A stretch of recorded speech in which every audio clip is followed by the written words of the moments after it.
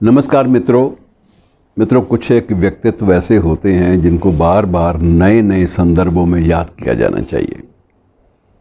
और ऐसा ही एक व्यक्तित्व है महादेवी वर्मा का, और ऐसा ही एक व्यक्तित्व है महादेवी वर्मा का। महादेवी वर्मा के बारे में जब भी एक नए सिरे से देखना शुरू करते हैं, उनके व्यक्तित्व का पुनर्पाठ करने का प्रयास होता है, तो कुछ ना कुछ नई बातें सामने आने लगती हैं और रहस्य की परतें उनकी ज़िंदगी के बारे में, उनके चिंतन के बारे में, उनके कृतित्व के बारे में अभी तक पूरी तरह से खुल नहीं पाई। जो तथ्य सर्वसम्मत हैं, सब ने उनको मान लिया। उनमें से एक तो ये है कि निराला ने उन्हें कहा था कि ये आधुनिक युग की मीरा है।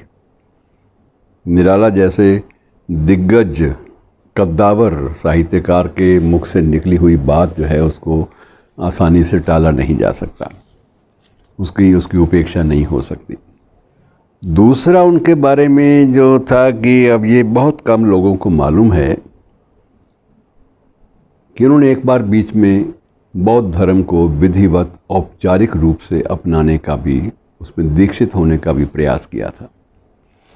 जब उनको लगा कि जीवन में सबसे ज़्यादा हताशा और निराशा का जब माहौल हो, तो उस वक्त बुद्ध की शिक्षाएं जो हैं वो एक नई दिशा देती हैं, नया दिशा बोध देती हैं। तो निर्णय कर लिया, लेकिन वो निर्णय पल्लवित नहीं हो पाया। उसके कई कारण थे और उसमें कहा यह जाता है कि एक कारण निराला का भी था। निराला नहीं चाहते थे कि इस तरह से वो निर्वाण के रास्ते पर या उस तरफ चलें, कि उनको लगता था कि यदि महादेवी उस तरफ चली गई तो निश्चित रूप से जो उनकी सृजन की जो शक्ति है वो कुंद हो जाएगी, वो एक वैचारिकता से बंद कर रह जाएंगी। जब एक वैचारिकता से बंद कर रह जाएंगी और अपनी सृजन शक्ति को खो बैठेंगी, तो ये भी गलत है। तीसरी बात जो उनके बारे में जो बाद में धीरे धीरे खुलती गई, वो ये था कि ये आरंभिक जीवन काल में इन्होंने कविता चोरी छिपे लिखने का आरंभ किया था, प्रयास किया था। ये नहीं चाहती थी कि उन्हें एक कवयित्री के रूप में ज़्यादा कोई ख्याति मिले। वो लिखती जो भी थी, वो अपने मन के उद्गारों को और अपने चिंतन की धाराओं को अभिव्यक्त करने के लिए, इस उद्देश्य के लिए वो लिखती रहीं। लेकिन इनकी रूममेट थी, इनके साथ ही रहने वाली एक और कवयित्री सुभद्रा कुमारी चौहान। और सुभद्रा कुमारी चौहान आप जानते ही हैं उनके बारे में, बुंदेले हर बोलों के मुख हमने सुनी कहानी थी, खूब लड़ी मर्दानी वह तो झांसी वाली रानी थी। तो उसके स्वभाव में कुछ वैसा ही विद्रोही तेवर सुभद्रा कुमारी चौहान के जीवन में भी था।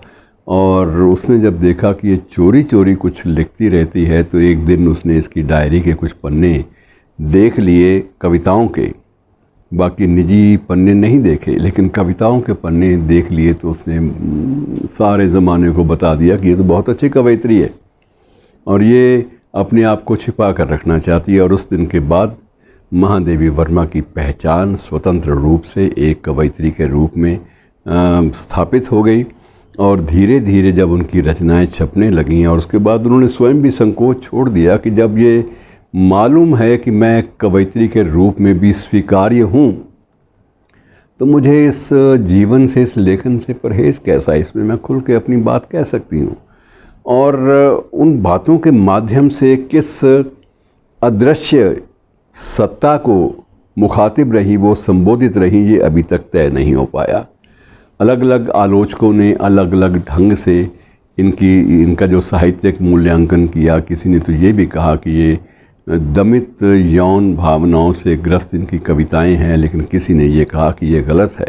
रहस्यवाद के क्षेत्र में और छायावाद के क्षेत्र में जो महादेवी की देन हो, जो देन है, उसको सतही तौर पर इस तरह से बयान कर देना या उन पर कोई टीका टिप्पणी कर देना, ये सतही जो टीका टिप्पणियाँ हैं, ये टीका टिप्पणी करने वाले शख्स का छोटी मानसिकता, एक क्षुद्र मानसिकता है, वो बताती हैं।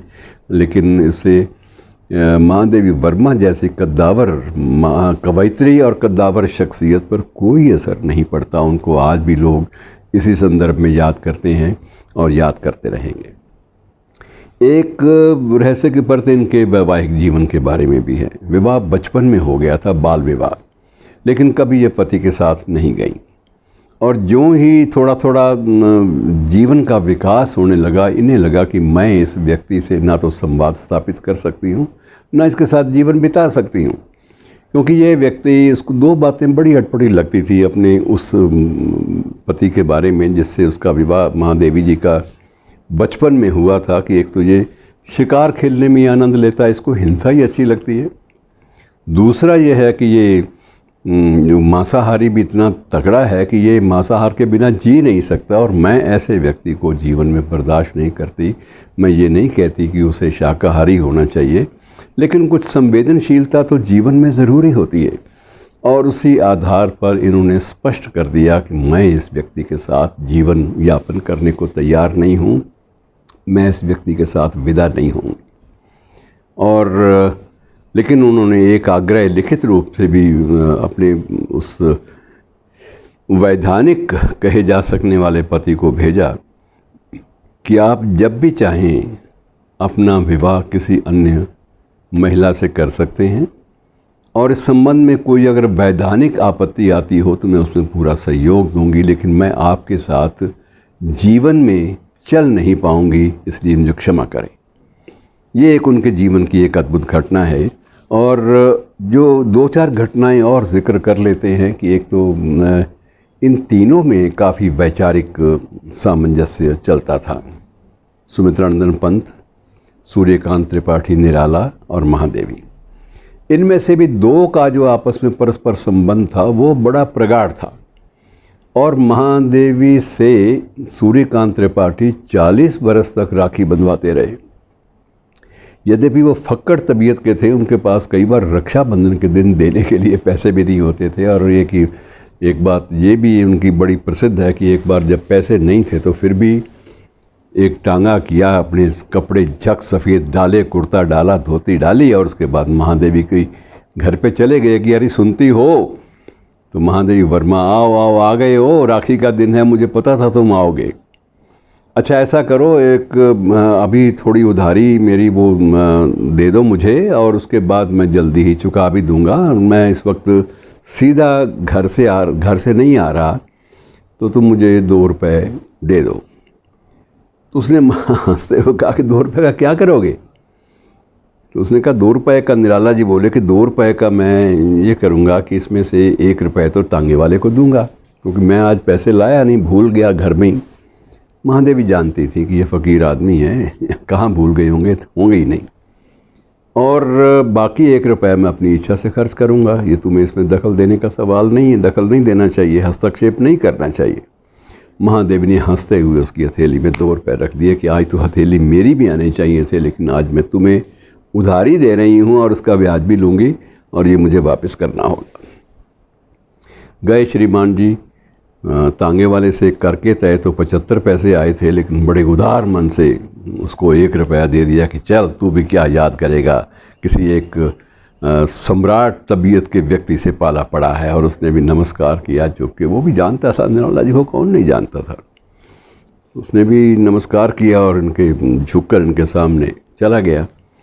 और बाकी 1 रुपये में से इन्होंने बाहर ही एक व्यक्ति से, एक छोटी सी दुकान से, उसके 2 अठन्नियाँ करवा ली, और 1 अठन्नी अपनी जेब में रख ली, और 1 अठन्नी जो थी वो आगे गए महादेवी के लो बांध राखी। तो महादेवी ने बड़े स्नेह के साथ हंसते हुए, मुस्काते हुए राखी बांधी, और उसकी हथेली खोली और 50 रुपये रख लिए, 50 पैसे रख दिए, अठन्नी रख दी। उन दिनों ये पैसे और मेरे ख्याल में ये चीज़ें नहीं होती होंगी, तो अठन्नी रख दी उसकी मुट्ठी में कि ये पकड़, ये राखी का आ गया, और बाकी जो है मैं ये फ़िराक गोरखपुरी को दूंगा।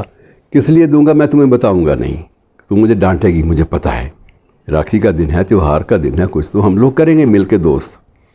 और इस तरह से श्रीमान जी 50 पैसे बचाकर, ये वादा करके कि मैं पूरे ब्याज के साथ तुम्हें 2 रुपये देने आऊँगा, घबराना मत, और हंसते हुए वहाँ से विदा हो गए। और नज़दीक ही फ़िराक साहब का घर था, वहाँ जाके फ़िराक की बीवी को दिए कि ये अठन्नी आप रख लो, और ये तो रोज़ आप पे बोझ बनता है, तो कम से कम मैं बोझ तो नहीं बनूंगा, तो जो भी ये खर्च खुर्च करके आए इसकी जेब में डाल देना। तो ये एक अजीब सा माहौल था उन दिनों में मित्रों। कहाँ ये शिखर पुरुष थे साहित्य के, और कितने विनम्र, शालीन और कितने सादा दिल इंसान थे। आप इस बात का अनुमान लगाएं तो आज बड़ा मुश्किल है।